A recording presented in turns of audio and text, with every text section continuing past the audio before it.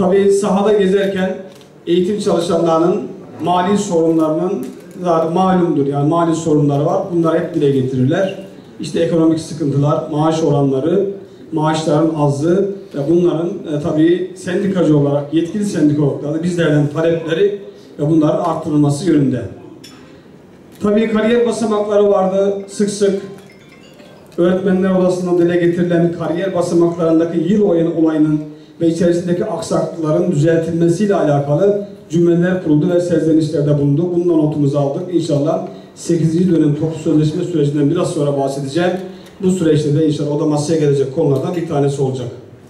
Tabii yıllardır basın toplantılarında dile getirdik.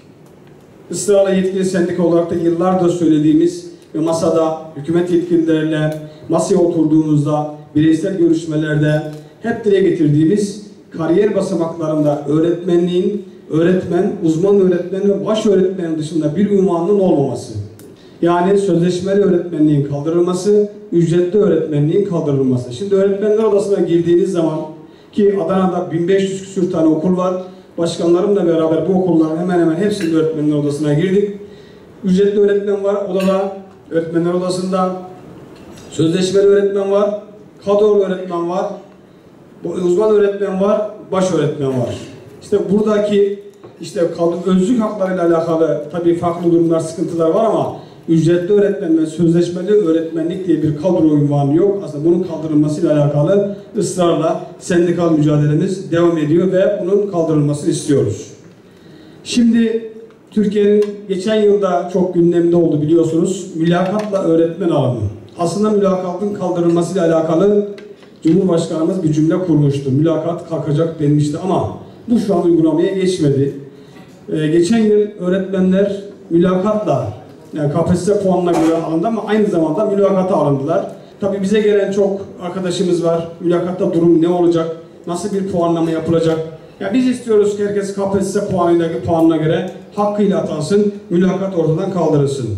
11 yıldır Adana'da yetkiliyiz. Bu yıl o hedefimizden bir tanesi daha, yani 12.000 barajını aşma hedefinde 12.152 sayısına imza atarak gerçekleştirdik.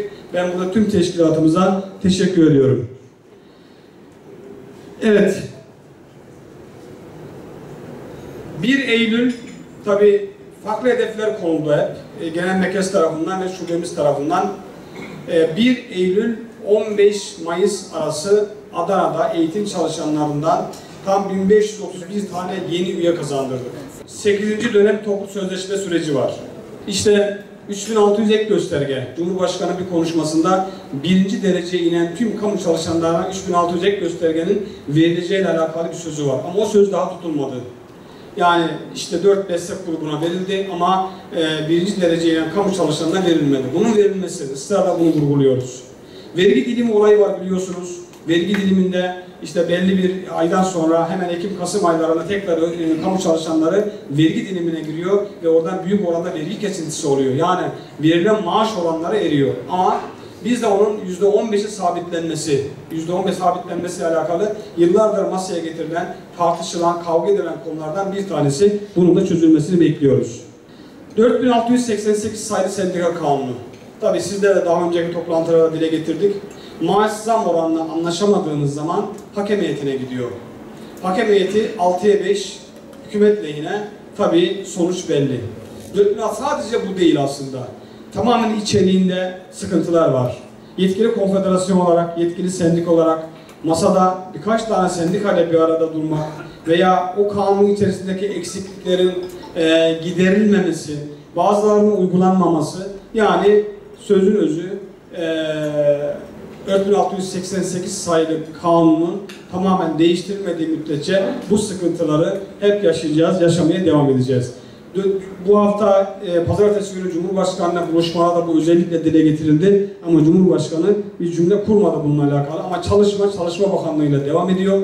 4688 sayılı kanunun değişmesi elzem görülüyor. Onu da bilginize sunmak istiyorum.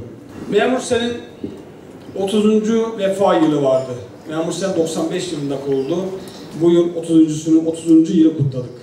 Memur Sen başkanlığı yapmış 95'ten bugüne kadar tüm başkanlar, emekli olanlar, halen görev alanlar, görevde olanlar hepsi davet edildi Ankara'ya.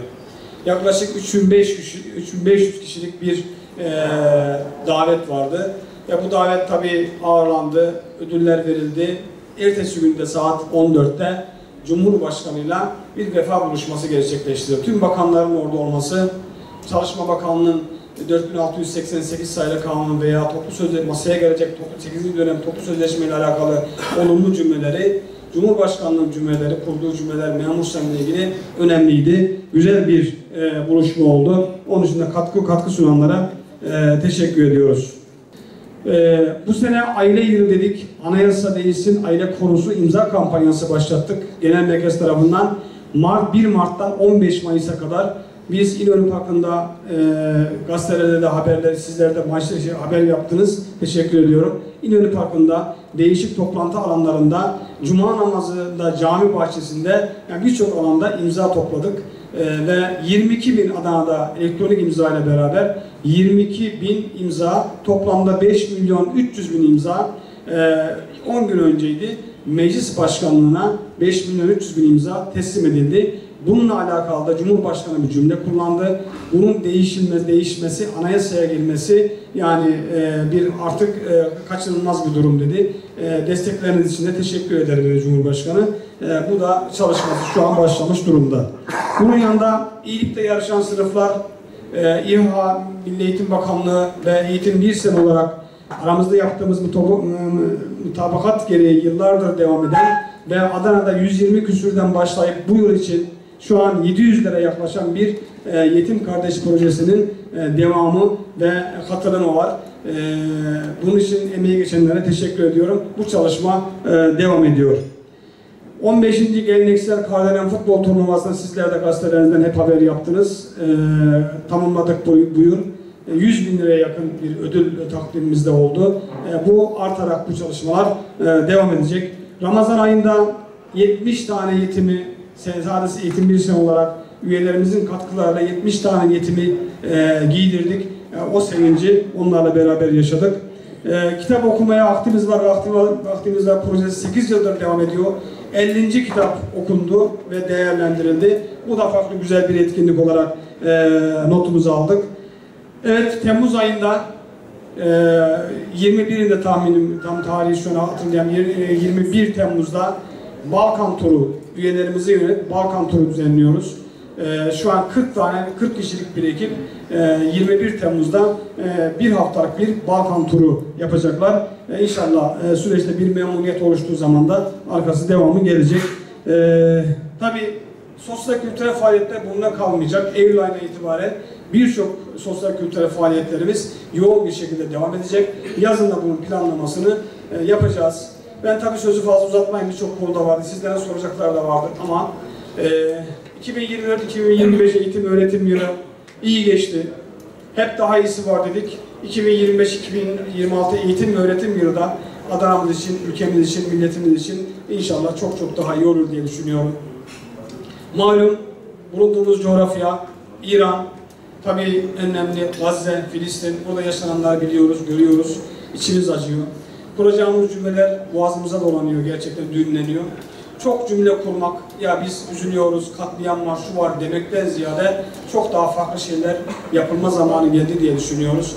Onun için inşallah orada da bu katliama yaşayan bir an önce bunun bitmesi temennimiz, bunun son bulması temennimizdir diyorum.